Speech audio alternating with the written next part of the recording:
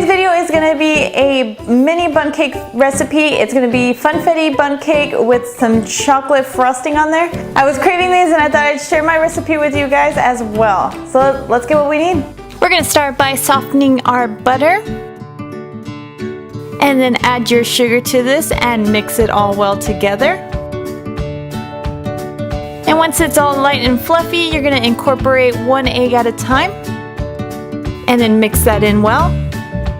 And then add in your second egg and mix that well. And then finally your third egg, incorporate this well. Then add in your salt, your baking powder, and your vanilla and mix that well. Keep mixing for a couple minutes and then we're going to start with our flour. Add 1/3 of that in and mix that well. Scrape your bowl. You always want to do this so you can get a perfect mix. And then add in your milk to this and combine all that well.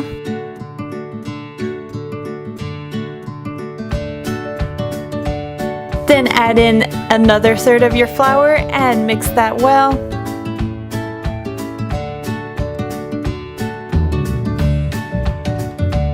Scrape your bowl one more time. And then pour in the last of your milk. Mix that well.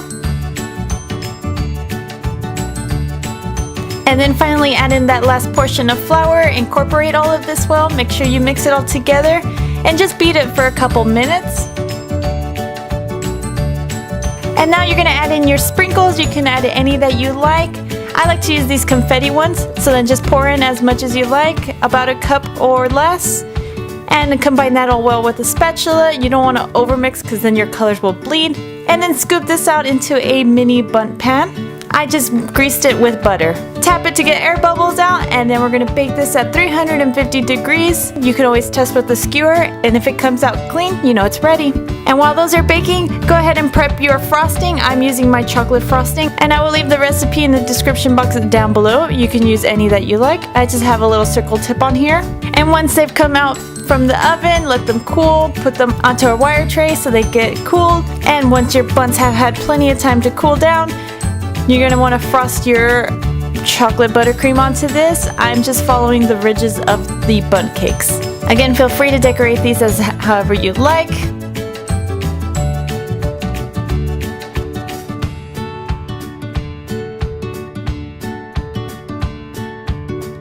You can add any decorations as well to this. You can add more sprinkles onto this. And here's the inside shot and how my mini bunts look. And that's how easy it is to make these bundt cakes. I hope you enjoyed this recipe. If you did, give it a thumbs up. If you want to suggest something, leave it in the comments down below. As always, everything you're going to need will be in the description box. All the recipes, my links to Instagram and Twitter and Facebook are all below as well, and I post my pictures there. If you want to keep up to date with the recipes I post, hit the subscribe button down below as well. And until next time, stay sweet.